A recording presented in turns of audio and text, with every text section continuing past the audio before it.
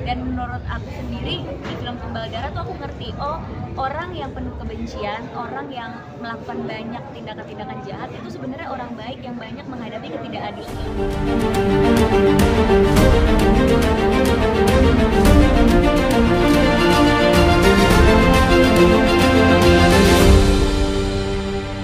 Posisinya waktu itu diajak sama Jelinda dan Pak Charlesnya untuk bergabung di saat udah selesai prosesnya dan lagi proses editing. Terus aku nonton bukan editing yang udah jadi ya, belum jadi aja aku udah ngerasa film ini tuh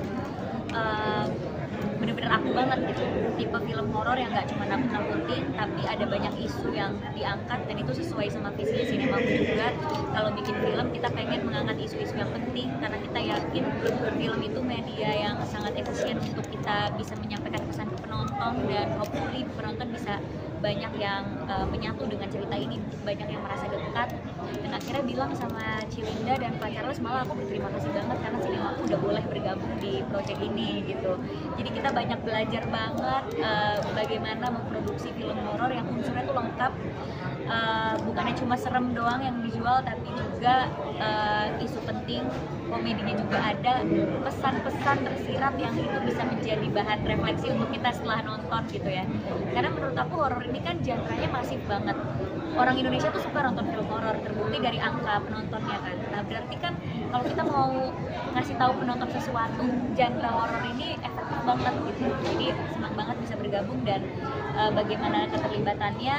Kita pasti berdiskusi soal gimana kita mau memperlihatkan film ini dari segi editing, terus juga distribusinya dan juga pasti marketingnya. Bagaimana kita pengen mengajak penonton, khususnya anak muda untuk nonton dan melihat film ini sebagai film yang memang layak untuk ditonton. Adegan mana yang merasa mengerikan? Semuanya mengerikan ya, apalagi aku tuh tipe yang gak bisa sama sesuatu yang sadis gitu. Jadi pas nonton, apalagi di act 3 gitu, itu benar-benar kayak tutup mata terus.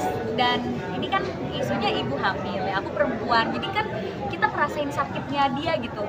Pas karakter kontraksi aku juga kayak jadi sakit perut gitu, apalagi lagi dikejar-kejar sama sosok itu kan, lagi dikejar-kejar sama Cegil dan sosok yang menuntut manusia itu menjadi manusia yang jahat gitu. Jadi sebenarnya di act 3 itu serem banget, tapi di act 1 act 2 sebenarnya juga menurut aku mengerikan karena kita ditunjukin sama realitas kehidupan yang juga gak kalah horor sama hantu atau berbagai kejadian horor yang ada di sini.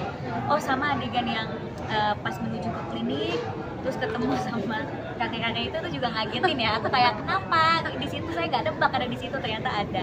Banyak banget sih momen-momen seru yang kalau nonton film horor kan emang aku nyarinya juga nyari takut dan nyari bisa dapat momen fun sama teman-teman ya. Dan itu semua ada dari awal sampai akhir. Momen ini akan membuat film horor kah atau seperti apa? Pastinya pengen banget, tapi kita kan masih belajar terus, makanya kolaborasi ini juga kita pengen belajar sama Magma, sama Wana Kreator yang juga udah punya pengalaman jauh lebih banyak daripada saya dan tim Cinema. Pertama prosesnya mungkin udah aku ceritain ya tadi di awal, karena aku ngerasa film ini dekat banget sama aku dan aku juga pecinta film horor juga. Dulu aku main film horor lumayan banyak, jadi pas ngeliat film horor yang menurut aku beda dan aku ngerasa dekat, aku pastinya senang banget. Berapa lama? Jujur sekali nonton langsung iya. Datang ke kantornya Magma terus kayak oke, mau bergabung, terus kita langsung diskusi soal gimana nih kita mendistribusikannya ke seluruh Indonesia supaya banyak orang yang nonton, gimana marketingnya. Malah kita banyak membahas soal isu-isu dan film horor itu sendiri gitu. Terus yang mungkin ada Bagaimana sudut pandang emosional? Sudut pandang emosionalnya pertama, aku adalah orang Timur, jadi pas ngelihat karakternya, wah ini kayak melihat apa ya, keluarga aku kan bener-bener bahasa dan logat masih sangat timur sekali ya, aku dari Maluku. Jadi kayak ini dekat banget sama aku, keluarga aku juga ngomongnya masih pakai logat Maluku, masih pakai logat Timur. Terus melihat karakter-karakternya, semua cegil-cegilnya tiga-tiganya itu aku ngerasa relate gitu. Perempuan yang harus tegar karena dipaksa oleh keadaan, kita mau nggak mau harus bisa menyelamatkan diri. Terus juga perempuan yang hidup ngerasa banyak ketidakadilan yang dia hadapi gitu. Dan menurut aku sendiri di film Tumbal Darah tuh aku ngerti, oh orang yang penuh kebencian, orang yang melakukan banyak tindakan-tindakan jahat itu sebenarnya orang baik yang banyak menghadapi ketidakadilan dalam hidupnya.